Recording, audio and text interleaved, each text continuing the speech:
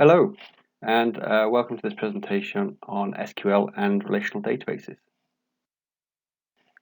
So, my name is Phil Flynn. I'm a senior data architect and product design authority, and I work with primarily big data systems. I work at a very large company called Thales. Our primary business market is global defense. And I've designed and built systems used by millions of people every day in the UK over the last 12 years. I can almost guarantee that you would have used at least one of them. My customers have included Highways England, Network Rail, the Rail Delivery Group, and most recently the Royal Navy. So you may be asking yourself what a data architect actually does. So put simply, I solve data-related problems. Every day, different problems, which are great. No 2 days are the same. I primarily focus on the storage of data. So if you give me data to store, I'll make sure that it's stored in the best way possible. And also the manipulation of data. So you may ask me for averages or some other kind of mangling of data, and then I do that as quickly as possible. I specialize in a number of areas, so high velocity data. So that's data that comes in incredibly quickly. High quantities of data, so we're talking in the terabytes and petabytes of data. Complex data manipulation. So this is really complicated mangling of data. So I may have data from multiple sources that I need to put together in some way, split apart, do some really weird and wonderful aggregations, and then pass on. And also the high availability. So how do we keep a service running even with a machine dead? So if a server dies, how do I keep the database running? How do I keep my customers happy even though the machine's gone down? So a bit of a note before we go any further. Databases are a huge topic, and they are a really interesting topic, full of really interesting science, maths and problem solving. Now, whether that sounds like you or not, I was never particularly good at maths at school or even A level, and this branch of maths really suits me.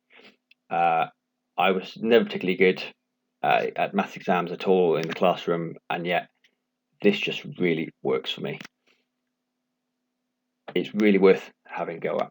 If you like problem solving, if you like digging into things, why they do and don't work, really understanding how computers work, the databases could really be for you.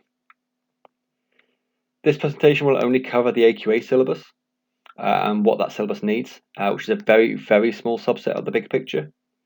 And as part of that, databases can do so much more than what we'll cover in these slides. I really strongly encourage you to go and do some more reading into them, and really most importantly, experiment and play for yourself. Go and download some of the databases, follow some of the tutorials online, really see what they can do. You can really imagine how they are used in the real world, and you can make that as complicated or simple as possible as you want. So what is a database? Many books and data websites may describe a database as a store for data or for information with some way of putting data in and getting back out again. They might even be a bit more vague than that. They might just be might just describe a database as somewhere to store information. But really, it's far more than that. If all we cared about was storing data, we could just use files, spreadsheets, or even paper. So in that case, what is a database? Databases, in addition to just being able to store data, they have the ability to store huge amounts of data, much larger that is practical than in a spreadsheet. For example, Facebook writes over 1 petabyte of new data a day into their databases. They give us the ability to store changes to data over time. So not just the latest version. They allow us to provide a history, an audit trail. So, for example, I can get your history of addresses, your history of orders, perhaps, and how your order has changed over time. They allow us to share data with many consumers, so not just one user at a time, not just 10 or 100. Think of Amazon. Every person going to Amazon or an online shop will all be hitting that database and getting the same stock information. They allow us to search that data. Not only just searching data, which we can do in spreadsheets and Notepad, for example, but searching vast, huge quantities of data very, very quickly. They can survive partial failures and, really importantly, corruption. So if a machine dies or you pull a power cable out the back of a machine, when it comes back up again, you know it'll be in a correct state. They provide consistency, and they allow us to secure data. So there's far more than just a data repository. Why are databases important? I mean, a database isn't just about data. It's about all the other problems that come with data. Today's databases underpin practically everything we do. Absolutely everything. They are everywhere, totally ubiquitous. Everything that you use online, on your phone, and even offline has a database of some sort.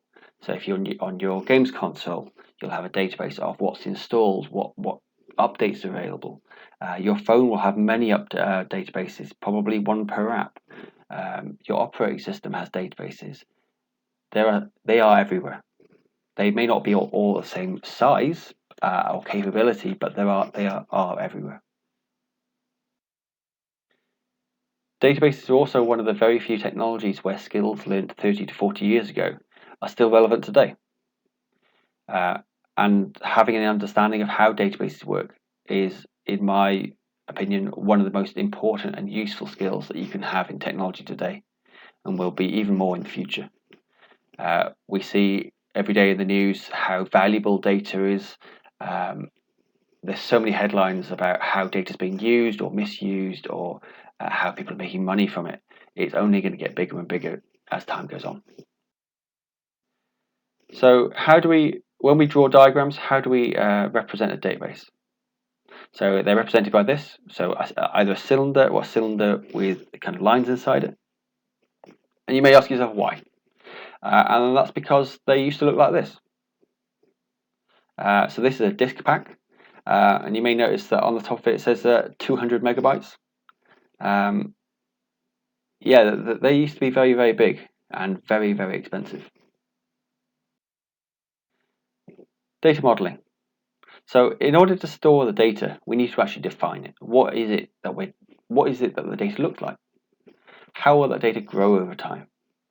What are the rules that we need to impose on that data? And also, what will we use that data for? We need to really ask these questions and many more to fully understand how we're going to store that data. So we generally do this around whiteboards. We have lots of conversations with people, and how those conversations and decisions are going to impact life going forwards. This stage really is the most important of the design process, and our decisions now can really make things easy or really difficult going forwards. We generally create separate databases for distinct purposes. So, for example, we might have a database for HR, finance, teaching, and orders. Each of these databases contain just the information that that purpose needs. So, orders, for example, will just have the information relating to orders. It wouldn't have teaching in them as well. Once we know the purpose, we need to then think about what we will be storing. So what are the individual things or entities that we'll be storing? These will become our tables. So for example, a school teaching database might need to store students, teachers, rooms, lessons, coursework assignments, exams, grades for those exams, and attendance. So within an entity or a table, we have attributes and instances. Attributes are things that an instance has or is described by. And these are represented as columns. Rows within a table are instances or records of that entity. So where a column and a row meet is a cell, or a field. So in this example, we have a table with 4 columns, 3 records. Where record 2 and column 2 meet is a single cell or a single field. So, for example, our teacher's entity or table might look a bit like this. So we have teacher ID. So this is something that describes a teacher, that identifies a teacher. We have their title, forename, surname, the dates that they started and ended their employment with this, and their date of birth. We could have as many columns as we wanted to, but for this demonstration, we'll just keep it this. So a few things that you might notice. The ID column that we've already noted. So this uniquely identifies any row. And this is a special name, so it's called a key, or in this case a primary key. And this key is totally unique within this table, and it allows us to jump to any one row just using that ID. You'll also notice that Mr. James Smith's end of employment date is null. This is a special value, meaning empty or unknown. So databases know that null isn't really a word, it's a special value. We'll also notice that each attribute in an instance, or a cell, can only store a single value. So what do we do if we want to store more than just one per row? So let's talk a bit about relations and keys. When the first databases were created, storage was incredibly expensive. Processors were very, very slow, and memory was tiny in comparison with what we've got today. So there was just no way that we could even afford to store data inefficiently. So we had to store it efficiently. Having a primary key on every table allows us to reference a single row in any one table, and that's amongst the millions that it might hold. We have tables that store millions of rows every single day, and billions and billions in total. So we can also reference the primary key in another table, and then these are known as foreign keys. Okay. So let's take our teacher's entity and model which classes they teach. So we've got our classes table. So here we have 3 different classes. Class 1 is computing, class 2 is English, class 3 is physics. And we have our teachers table, which we've removed the actual details for the time being, and we just kept the teacher ID. So from this, without reading into it too much, we can see that teacher 1 teaches 2 classes, the computing class and the physics class, and teacher 2 teaches English. So from this, we can see that each class table has its own primary key. Each class row references a teacher ID. Teacher 1 teaches 2 classes, and teacher 2 teaches just the 1 class.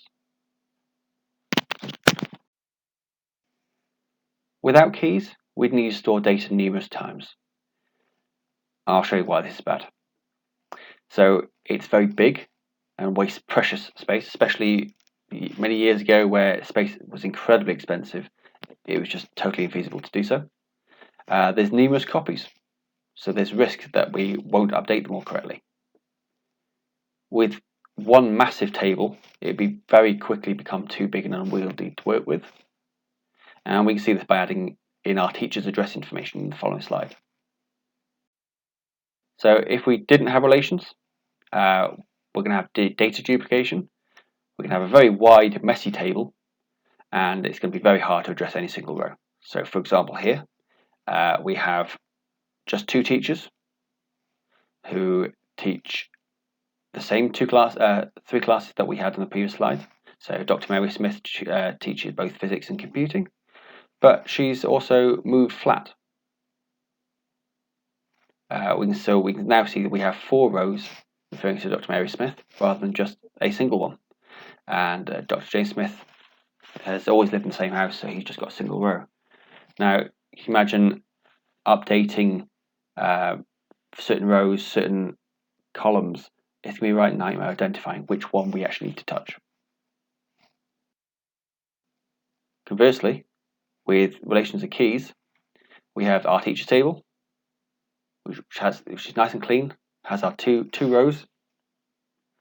We have our classes table, again with our 3 rows, and we have our teachers' addresses table, again 3 rows, nice and clean. So by splitting the data out like this, if Mr. James Smith, for example, moved house, it would simply be another row in the teacher addresses table. We don't have to touch anything else. It's nice and clean, nice and quick. So we now have tables with columns and rows that we can put data in. But we can further constrain that data. So our database is our key source of data. It is our one source of truth. So how can we make sure that the data is as truthful as possible? We can set columns to be of a certain data type, which we've already seen. So we can say that, for example, ages are numbers or addresses are text. What we can also do is we can set rules on our data. So, for example, we can set ranges on numbers. We can say that text should be less than or greater than a number of characters. When we set up a foreign key, we also constrain those values in that column to those of a primary key in the linked column, in the linked table. So that's something, these checks are all things that the database does automatically for you. Once you set it up, every time you try and insert data, the database does this check and stops you putting in data which shouldn't be there. So in summary, at this point we've defined what our data is going to look like in terms of tables, columns, data types, keys, and other constraints that we may place upon that data. This is known as our schema. So now what? What do we do next? So really there's only 4 things that we can do once we have our schema created in our database. And that's all to do with either creating data, reading it, updating it, or deleting. Commonly known as CRUD, CRUD operations, create, read, update, delete. And to do any of these actions, we need to know how to write queries that the database can act on. Now, a query is a special kind of command. We interact with the database through a special language called SQL or SQL. Stands for Structured Query Language. It's been around for 30, 40 years in various guises. It's changed very, very little over that time. It's a specialized data manipulation language, which is understood by relational databases. Almost all relational databases speak SQL. They normally vary ever so slightly, so each database will have a different variation in some way, but the queries themselves are pretty standard. What this language allows us to do is to manipulate the bits of data that we do want while not interfering with the bits that we don't. Now, if you think these tables may have millions and millions of rows in, how do we interact with just the bits that we care about and leave those bits that we don't? It has a very logical structure, which I think you'll see in a minute, and it's written in almost English, so it's very easy to read, and it's almost like saying what you're about to do. Whitespace and case, so uppercase, lowercase, doesn't normally matter unless certain words are surrounded by quotes. So let's start by creating data. To create new data, we execute an insert statement. An insert statement consists of 3 main parts. Insert into and then the table name. So we're telling the database that we want to insert data into this table. We need to tell it the column orders that we're going to insert data into, which columns. We don't have to insert data into all the columns, and we don't have to insert them into the same order that they're in the table. And finally, the values. What values are we going to put into those columns? So, for example, if we insert data into classes, we can insert into classes, then those columns, so class ID, class name, teacher ID in that order, and then the values for the word French and the value 2. This would then insert a new row into classes, putting the values 4 French and 2 into the columns listed above. We would run this command, changing the values as needed for every new record we needed to store in our database, and just varying the values. So once we've now got data into our database, the next logical thing is to read it. So let's look at how we do that. So to read data, we would execute a select statement. A select statement generally consists of 4 parts, but there's a minimum of 2. So we would select the columns that we're interested in. So select column 2, from the table name that we're interested in. Where. So in the where, we can say where something matches what we're interested in. And finally, an order by. So how do we want our data sorted when we get it back? So the first line states what fields or attributes we want returned. Second line, what tables we're getting that data from. Notice I say tables, plural, which we'll go through in a bit. Third line restricts the number of records by some criteria. Fourth line finally sorts them by one or more fields. The ASC or DESC is ascending or descending, so we can sort that data in either way. Only the select and the from lines are actually required. So an example, let's say we want to select the teacher's ID, title, forename and surname. That's going to come from the teachers table. And we're only interested in teachers where their employment date is after the 1st of January 2000. And let's say we want to order that by the teacher ID, ascending. This would give me the teacher ID, title, forename and surname of all the teachers where they started their employment after the 1st of January 2000. And it's sorted by that ID ascending. We can also read data from more than one table at a time. So if you think back to how we linked our tables using foreign keys, we might want to join these tables together. The join is the key word here. There are 3 main versions of join: inner join, left outer join, and a right outer join. A join tells the database how we want to join 2 tables together. So just because we have foreign keys doesn't mean that we necessarily want to use those keys to join things on. So we have to explicitly state them for every query. So let's say we have 2 tables, teachers and classes. We're going to use an inner join to give me only the rows where teacher ID exists in both teachers and classes. So if we have a class without a teacher or a teacher without a class, we won't get those. If we do a left outer join, I can ask the question, give me all the rows in teachers and also those in classes for those that share teacher ID. So this would give me all teachers regardless of whether they teach classes or not, but it wouldn't give me classes without teachers. And right outer join, very similar, but the other way around. So give me all the rows in classes and also those in teachers for those that share the teacher ID. So this would give me all classes, even those without teachers.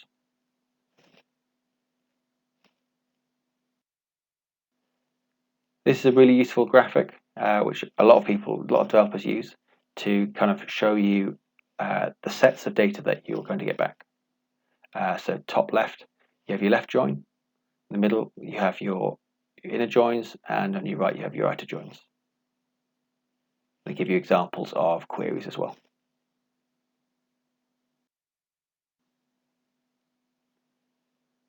So let's say I want a list of all teachers and the classes they teach. Our classes table looks like this. Our teachers table looks like this. And let's write our query. So we've got select teacher ID, title, forename, surname. They all come from our teachers table. And we also want our class name. We're going to select let's have our teachers table first. So that's our left table. We're going to join classes. And then we need to say how we're going to join it. So we're going to join on teachers.teacherID, so the teacher ID from the teachers table, where that equals the taught by teacher ID column in the classes table. That will then give you that blue table. Next thing, updating data. So to update data, we need to execute an update query. Not that surprising. So an update query consists of 3 parts. Only the first 2 parts are mandatory. So we need to tell the database to update a table. We're going to set column 1 to be value 1, column 2 to be value 2, etc. We only need to specify the columns that we actually need to change. And we're going to say where a condition is true.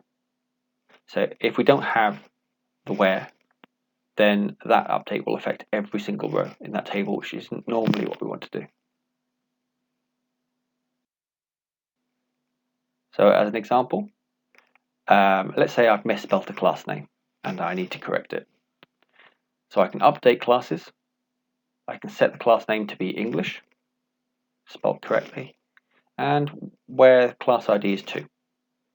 Now in this case I've used the primary key, so I know it'll only affect 1 row, but I could have said where teacher name is Fred, for example. That would have maybe affected more than 1 row. So this particular example would replace the value in the class name column with the word English, only for that 1 row. Finally, deleting data. To delete data, we would execute a delete query. The delete query exists in 2 parts only. Delete from table name and where a condition is true. Only the first line is mandatory, but I've not put that in here because really we very, very rarely want to delete everything from the table. So it's really good practice to put in a where. It's normally a real big mistake if we accidentally delete from a table without a where. So in summary, data is organized into databases which contain tables. Tables contain columns and rows. Rows are known as records, columns are known as attributes. Where a column and a row meet is called a field or a cell. We identify a single record by its primary key. And we can refer to primary keys in other tables by using foreign keys. Using relations eliminates data duplication, reduces inconsistencies, and the redundancy. We can query a database in one of 4 ways. Remember CRUD, create, read, update, delete, which links to insert, select, update, and delete.